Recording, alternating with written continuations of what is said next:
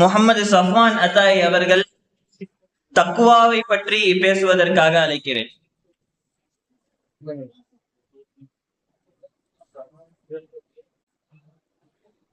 அஸ்ஸலாமு அலைக்கும் வரஹ்மத்துல்லாஹி வபரகாத்துஹு.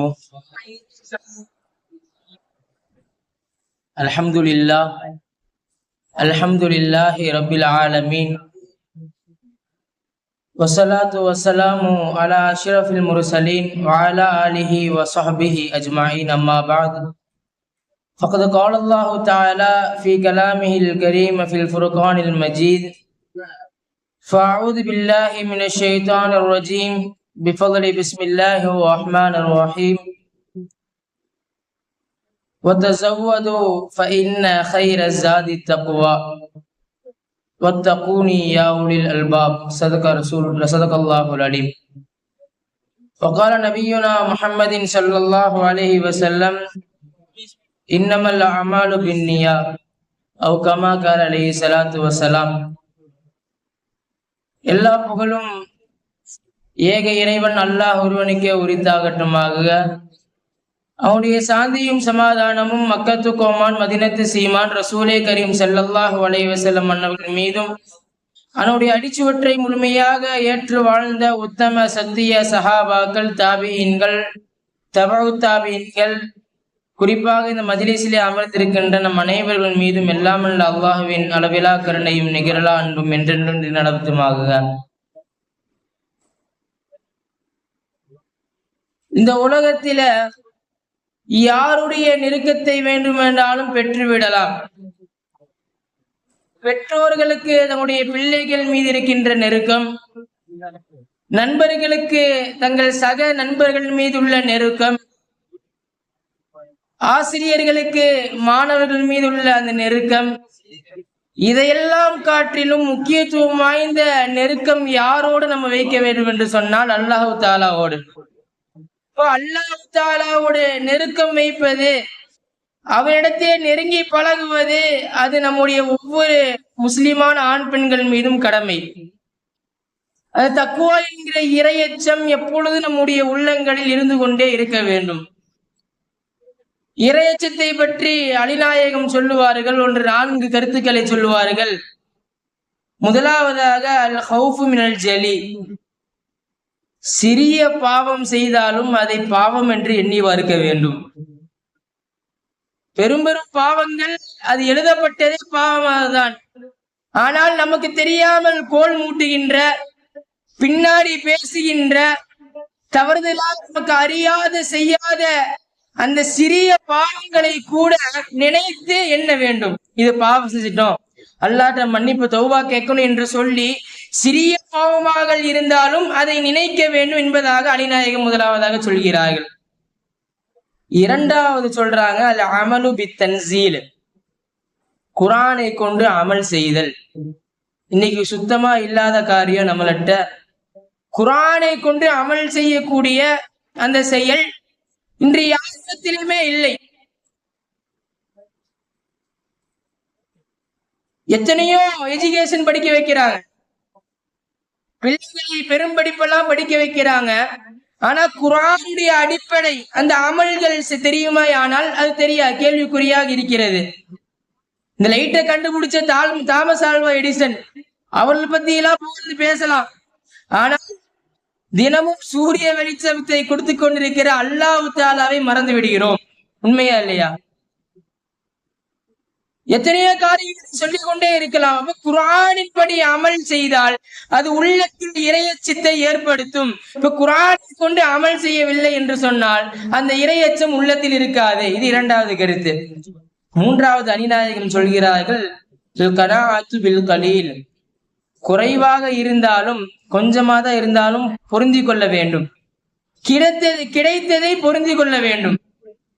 அல்லாஹ் தஆலா ஒரு ஆயத்திலே இப்படி சொல்வான், வலா ததமன்னௌ மா ஃபல்லல்லாஹு பிஹி பஅதுக்கும் அலா பஅத். அல்லாஹ் குர்ஆன்ல சொல்றான், உங்களை காட்டிலும் உங்களில் சிலரை விட சிலரை மேன்மைப்படுத்தி உள்ளோம், ஃபதுலுபடுத்தி உள்ளோம். இப்போ ஒருத்தன் கார் இருந்துச்சுன்னா இன்னொருத்தர் பிளைட் இருக்கும், ஒருத்தன் பைக் இருந்துச்சுன்னா இன்னொருத்தர் கார் இருக்கும். வேறு அல்லாஹ் பல படித்தரங்களை மனிதர்களுக்கு மத்தியிலே வைத்திருக்கிறான். அந்த படித்தரங்களிலிருந்து நீங்கள் ஒவ்வொருவருக்கும் ஒவ்வொரு மத்தியில் உள்ள அந்த சிறப்பை நீங்கள் ஆசைப்படாதீர்கள் என்று அல்லாஹ் தஆலா சொல்கிறான். வலாதத்த மன்னோ, நீங்கள் பிறகு கொடுத்த அந்த சிறப்புகளை நீங்கள் ஆசைப்படாதீர்கள் என்று அல்லாஹ் தஆலா சொல்கிறான். இப்ப அல்லாஹ் தஆலா கொடுத்த இந்த வாழ்க்கையை பொருந்தி கொள்வது இறையச்சத்தின் அடையாளமாக அலிநாயகம் சொல்கிறார் என்பது குறித்தானவர்களே. எல்லாம் மேன்மைப்படுத்தி வைத்திருக்கிறான். எல்லாருக்கும் ஆசை இருக்கும். இப்போ ஒருத்தர் பணக்காரனா இருந்தா இன்னொருத்தர் ஏழையா இருந்தா ஆகணும். ஒருத்தர் பணக்காரனா இருந்தா அதுல மிடில் கிளாஸ் வந்துதான் ஆகணும். இப்போ அல்லாஹ் பல படித்தரங்களை வைத்திருக்கிறான். இப்போ அந்த அனைத்து படித்தரங்களையும் அல்லாஹ் கொடுத்த படித்தரங்களை யார் பொருந்தி கொள்கிறாரோ அவருடைய தான் இறையச்சவாதி என்று அலிநாயகம் சொல்கிறார்கள். அன்பு குறித்தானவர்களே, பல எடுத்துக்காட்டுகளை பார்க்கலாம். உமர் ரலியல்லாஹு அன்ஹு அவர்களுக்கு சில வெகுமதிகள் வருகின்றது. உமர் நாயகர் ஒருத்தர் கொடுத்த அத்தர் பாட்டில் வெகுமதியா கொடுத்தாங்க. வெகுமதினா கிஃப்ட். அத்தர் பாட்டில கொடுத்தப்போ உமர் நாயகம் சொன்னார்கள், எனக்கு எதுக்கு அத்தர் பாட்டில், ரசூலுல்லாஹ் அங்க இருப்பாங்க, அவங்கள்ட்ட போய் கொடுங்க, பல பேர் சந்திப்பாங்க, மனமா இருக்கும் அப்படின்னு சொன்னார்கள். இரண்டாவதாக ஒரு அடிமையை வெகுமதியாக கொடுத்தார்கள். உமர் நாயகர் அடிமை வந்தவுடன் உமர் நாயகம் சொன்னார்கள், எனக்கு அல்லாஹ் 2 கைகளை கொடுத்திருக்கிறான், 2 கால்களை கொடுத்திருக்கிறான், எனக்கு எதற்காக அடிமை, இந்த அருகில் இருக்கிற உம்மு மக்தும் கண் தெரியாத சஹாபியிடம் கொடுத்து விடுங்கள் என்று சொல்கிறார்கள். அடுத்ததாக உமர் நாயகிடத்துல விஷம் வந்தது. விஷம் வந்தவுடன் உமர் நாயகம் இந்த விஷம் என்பது சொன்னார்கள், இந்த விஷம் எதிரியை அழிக்கக்கூடியது, எதிரியை அழிக்கக்கூடியது என்று சொல்லிவிட்டு மடக்குன்னு எடுத்து குடிச்சிட்டாங்க. விஷத்தை குடித்து விட்டார்கள் உமர் நாயகம். அடுத்தது சொன்னார்கள், உலகத்தில் இருக்க எல்லா மனிதர்களுக்கும் எதிரி 2 பேரு, ஒன்னு ஷைத்தான், இன்னொரு அவனுடைய நப்சு. இப்போ உமர் நாயகம் விஷத்தை குடித்து சொன்னார்கள், ஷைத்தான் என்னிடத்திலே அண்ட மாட்டான் என்று ரசூலுல்லாஹ் சொல்லிவிட்டார்கள். உமர் ஒரு பாதையில் சென்றால் ஷைத்தான் இன்னொரு பாதையில் செல்கிறான் என்று. அடுத்து சொன்னார்கள், எனக்கு இருக்கிற ஒரே எதிரி இந்த நப்சு, இந்த விஷத்தை குடித்ததன் மூலமாக அந்த நப்சு என்னை விட்டு அழிந்து விட்டது. அல்லாஹ் அக்பர். இப்ப எந்த அளவுக்கு அந்த இறையச்சம் உறுதியை பாருங்கள். நம்ம குடிச்சிருவோமா? விஷத்தை குடிச்ச எல்லாம் அடுத்தாலே அவ்வளவுதான், நுர தள்ளிரும். இப்ப பார்க்கும் பொழுது அந்த இறைச்சத்தை இருந்ததின் காரணமாகத்தான் உமர் நாயகம் அப்பேற்பட்ட காரியங்களை செய்ய முடியுது. இப்ப எந்த செயலாக இருந்தாலும் லில்லாஹி அல்லாஹ்வுக்காக செய்தால் அந்த காரியம் நமக்கு சிறப்பாக அமையும். அன்பு குறித்தானவர்களே, அபு சாலிஹ் என்ற ஒரு இறைநேச செல்வர் மிகுந்த பசியான நிலையிலே ஒரு ஆற்று பக்கத்திலே வருகிறார். அப்படி வரும் பொழுது ஒரு ஆப்பிள் பழத்தை பார்க்கிறார். பார்த்து பசி, கடுமையான பசியின் காரணமாக உன்று விடுகிறார். அப்படி உன்று விட்டவுடன் ஒரு மனதிற்குள் ஒரு சுமரல். என்னன்னு சொன்னா, இந்த பழம் எங்கிருந்துதான் வந்தது, இந்த பழம் எங்கிருந்து வந்தது என்று இந்த ஆற்றை பின்தொடர்ந்தே செல்கிறார். பின்தொடர்ந்து செல்லும் பொழுது இறுதியில ஒரு மரம் தென்படுகிறது. இப்போ அந்த மரம் தென்படுகிறது. அந்த மரத்தினுடைய முதலாளியை அழைத்து விட்டு, இவ்வாறாக உங்கள் மரத்திலிருந்து ஒரு பழம் நான் தின்று விட்டேன், இதை பொருந்தி கொள்வீர்களா என்று சொன்ன பொழுது அந்த முதலாளி சொன்னாரு, பாருங்க, இதற்கு நாள பொருந்த மாட்டேன், இதற்கு பகரமாக 12 ஆண்டுகள் என்னுடைய தோட்டத்தில் நீ வேலை செய்ய வேண்டும். 12 ஆண்டுகள் ஒரு பழத்தை உண்பதற்காக அவருக்கு தோட்டத்தில் வேலை செய்ய வேண்டும் என்று சொல்கிறார். அதையும் பொறுத்து கொண்டு அந்த அபு சாலிஹ் என்ற இறைநேசர் 12 ஆண்டுகள் தோட்டத்தில் வேலை செய்த பிறகு வருகிறார் அவரிடத்திலே. வேலையெல்லாம் முடிஞ்சு. அடுத்தது கேட்கிறாங்க, என்னை பொருந்தி கொள்வீர்களா இந்த பழத்தை உண்பதற்காக? இல்லை, இனி ஒரு காரியம் செய்ய வேண்டும். என்னன்னு சொன்னா, எனக்கு ஒரு மகள் இருக்கிறாள், அவள் மகளை திருமணம் செய்ய வேண்டும். ஆனால் அந்த மகள் எவ்வாறு இருப்பார் என்று சொன்னால், அவளுக்கு 2 கண்களும் குருடு, 2 கைகளும் ஊனம், 2 கால்களும் ஊனம் என்று சொல்லிவிட்டார். நாம என்ன பண்ணுவோம்? தெரிச்சு ஓடிடுவோம். இப்போ அந்த இறைநேச அபு சாலிஹ் சொல்கிறார், ஒப்புக்கொள்கிறார், இதற்கும் ஒப்புக்கொள்கிறார் என்று சொல்லி நிக்கா முடிஞ்சு மணவரைக்குள் செல்கிறார். மணவரைக்குள் சென்ற பொழுது அழகான ஒரு பெண்மணியை பார்த்து பயந்து ஓடி வந்துடுறாரு. என்னங்க, கைகால் ஊன இருக்குன்னு சொன்னீங்க, கண்ணு குருடுன்னு சொன்னீங்க, காது இப்படி சொன்ன பொழுது, இப்படி ஒரு அழகான பெண்மணி உள்ளே அமர்ந்திருக்கிறார் என்று சொன்ன பொழுது அந்த முதலாளி சொன்னாராம், நான் உம்மை போன்ற ஒரு இறைநேசரை, உம்மை போன்ற ஒரு இறையச்சவாதியை, உம்மை போன்ற ஒரு நல்ல பெண்ணுக்கு தேடி கொண்டிருந்தேன். ஏன் தெரியுமா என் பெண்ணை நான் குருட்டு அந்த ஊனம் சொன்னேன்? என் பெண் தவறான பார்வைகளை பார்த்ததில்லை, தவறான காரியங்கள் கையால் காரியங்களில் ஈடுபட்டதில்லை, மிகுந்த நல்ல பெண். அப்பேற்பட்ட பெண்ணுக்கு சரியான ஜோடை நான் தேர்ந்தெடுத்துக் கொள்ளும் பொழுது நீ வந்தா என்று இருவருக்கும் திருமணம் முடிந்தது. அல்ஹம்துலில்லாஹ். இது என்ன விஷயம் என்று சொன்னால், அவர்கள் இருவர்களுக்கும் பிறந்த குழந்தைதான் முஹியத்தீன் அப்துல் காதிர் ஜீலானி கத்தஸல்லாஹு சிர்ரஹுல் அஸீஸ். அவருடைய தாய் பேரு ஃபாத்திமா. இப்ப அபூஸார்களுக்கும் ஃபாத்திமா அவர்களுக்கும் பிறந்த குழந்தைதான் முஹியத்தீன் அப்துல் காதிர் ஜீலானி கத்தஸல்லாஹு சிர்ரஹுல் அஸீஸ். இப்ப அல்லாஹ் எப்படி ஏற்படுத்தினான் பாருங்கள். ஒரு இறையச்சமானுடைய வாழ்க்கையை கழித்த அந்த குடும்பத்தினருக்கு, அப்படிப்பட்ட அந்த குடும்பத்தினருக்கு பிறந்த அந்த சந்ததிகள், பிறந்த அந்த மகன் உச்சக்கட்ட இறையச்சவாதி முஹியத்தீன் அப்துல் காதிர் ஜீலானி கத்தஸல்லாஹு சிர்ரஹுல் அஸீஸ். தன்னுடைய 7வது வயதிலே பகதாது நகருக்கு மார்க்க கல்விக்காக செல்ல வேண்டும் என்று சொல்லி தன்னுடைய தாயத்திலே வேண்கிறார்கள். தாய் மிகுந்த வயதானவர். அப்ப அந்த தாய் சொன்னாங்க, இந்த மாதிரி எனக்கே ரொம்ப வயசாயிருச்சு, எனக்கே தள்ளாத வயதுல இருக்கேன், நீ வேற என்னை விட்டுட்டு போகிறன்னு சொல்ற, உன் தந்தையை வேற வஃபாத்தாகி விட்டார், இப்பொழுது என்னுடைய ஆறுதலாக இருக்கிற ஒரே மகன் நீ மட்டும்தான், நீ என்னை விட்டு செல்கிறாய் என்று சொல்கிறாயா என்று கேட்ட பொழுது முஹியத்தீன் அப்துல் காதிர் ஜீலானி பல விளக்கங்களை கொடுத்தார்கள். இந்த மாதிரி அல்லாஹ் கனவுகளை காட்டினான், பகதாது நகருக்கு செல்லுமாறு கனவுகளை காட்டினான் என்று சொன்ன பொழுது தங்களுடைய நப்சை கட்டுப்படுத்தி விட்டு அந்த கூட்டத்துடன் அனுப்புகிறார்கள் பகதாது நகருக்கு. இப்படி பகதாது நகரம் சென்ற முஹியத்தீன் அப்துல் காதிர் ஜீலானி கத்தஸல்லாஹு சிர்ரஹுல் அஸீஸ் ஆற்றிய புரட்சி இருக்கல்லவா, தன்னுடைய சிறுவரிலிருந்து ஏற்பட்ட அந்த இறையச்சம் அவருடைய வாழ்க்கையை கடைசி முழுவதும் அது மக்களுக்கு பிரதிபலித்தது என்று சொன்னால், பகதாது நகரம் சென்று விட்டார்கள். மிக கடுமையான பசி, எல்லாத்துக்கும் தெரியும், 40 பொற்காசுகளை கொடுத்து அனுப்புவார்கள். பகதாது சென்றவுடன் உணவிற்கே 40 பொற்காசுகள் சீக்கிரம் விரைவாக முடிந்து விட்டன. அப்பொழுதுலாம் நம்மளுக்கு மாதிரி சாப்பாடு ஆக்கி போட்டுல, நம்ம தான் சாப்பாடை தேடி போனோம். அப்போடைய கல்வியினுடைய அந்த அமைப்பு அப்படி இருந்தது. மிகவும் ஒரு பசியுடன் அமர்ந்திருக்கிறார்கள். எந்த அளவுக்கு என்று சொன்னா, கடன் வாங்கி உண்ணும் அளவுக்கெல்லாம் அவருடைய வாழ்க்கை அந்த மாறிவிட்டது பசியின் காரணமாக. மிகுந்த அங்கம்பட்டார்கள். அப்படி பட்டிருக்கும் ஒரு இடத்துல உட்கார்றாங்க. இப்படி உட்காரும் பொழுது கடுமையான பசி. அருகில் ஒரு நபர் வருகிறார். வந்து நல்லா ரொட்டியும் கறி சோறு வடிக்கிறாரு. சரியான பசியில இருக்கு. நம்மள என்ன கொஞ்சம் தாங்கல, கொஞ்சம் தாங்க அப்படி கேட்போம். ஆனா அவர் என்ன பண்ணாரு, முஹியத்தீன் அப்துல் காதிர் ஜீலானி கத்தஸல்லாஹு சிர்ரஹுல் அஸீஸ் அருகில் இருந்த கேட்கலாமா, நப்சு துடிக்குது, கொஞ்சம் கேட்கலாமே, கொஞ்சம் கேட்டு உண்ணலாமே என்று சொல்லி நப்சு சொல்லுது. இருந்தாலும் நம்முடைய நப்சை கட்டுப்படுத்தி அமர்ந்த சுயமாக வாழ வேண்டும். தன்னுடைய எதிர் அல்லாஹ் போதுமானவன், அந்த இறையச்சத்துடன் தன்னுடைய நப்சை அடக்கி இருந்தார்கள். அடுத்த நிமிடம் என்ன தெரியுமானது, அவர் உடனே வந்தாரு. வந்து நீங்க கொஞ்சம் சாப்பிடுங்க அப்படின்னு சொல்லி தானாக வருகிறார். அல்லாஹ் எப்படி ஏற்படுத்தினான் பாருங்கள். உடனே அருகில் வந்து இந்த சாப்பிடுங்கள் அப்படின்னு சொல்லி சாப்பிடும் பொழுது கேட்கிறார், நீங்கள் எந்த ஊர், நான் எந்த ஊர் என்று கேட்கும் பொழுது அப்ப அந்த ரொட்டி கொண்டு வர சொன்னாரு, நான் பகதாதிலிருந்து வருகிறேன். நானும் பகதாது, நான் ஜீலானி நகரத்திலிருந்து வருகிறேன்.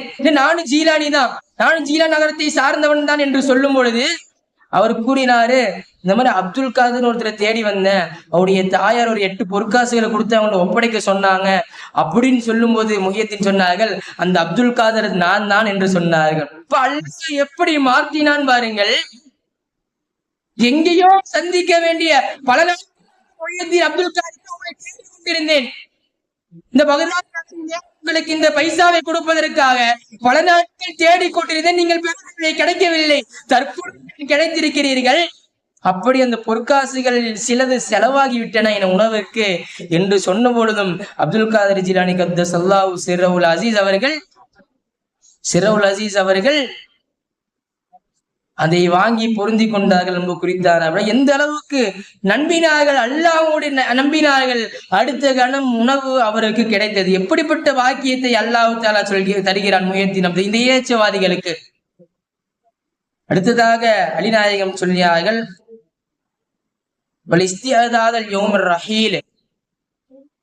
பயண நாளுக்கு தயாராக இருப்பதுதான் இறையச்சவாதிகளுடைய உண்மையான அடையாளம். மௌத்து வருகிறது என்று சொன்னால் அதற்கு எப்பொழுதுமே தயாராக இருக்க வேண்டும். அது ஒரு இறையச்சவாதியினுடைய அது பண்பு. நபிகள் நாயகம் அதிகமாக தேடியதும் இறையச்சம்தான்.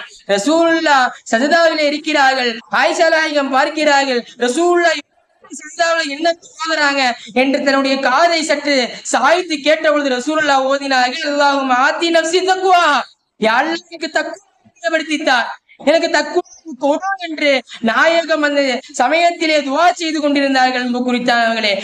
அல்லாஹ் தஆலா நம்ம எவ்வாறு வேண்டுமென்றால் ஆக்கலாம். சிம்பிளா சொல்ல வேண்டும் என்று சொன்னால் 1000 ரக்காத்துகள் தொழுதாலும் தக்குவா இல்லை என்றால் அது வேஸ்ட். ஆனால் தக்குவாவுடன் 2 ரக்காத்துகள் தொழுதாலும் அது 1000 ரக்காத்துகளுக்கு சமமாகிறது என்று சொன்னால் இந்த தக்குவாவை நம்மை அல்லாஹ்விடத்தில் அதிகமாக கேட்க வேண்டும் என்பது குறித்தானவர்களே. பத்ரு போர் உஹது போருக்கு மத்தியில் உள்ள டிஃபரன்ஸ் என்ன? பத்ரு போருக்கு அதிகமான வெற்றிகள், பத்ரு போருக்கு அதிகமான வெற்றிகள் கிடைத்தது. ஆனா உஹது போரில் வெற்றி கம்மி, தோல்வி, முக்காவாசி தோல்வி. இப்படி ஏன் அல்லாஹ் தஆலா சொல்கிறான் அதில் என்ற வார்த்தையை பயன்படுத்துகிறான் பத்ரு போரின் போது?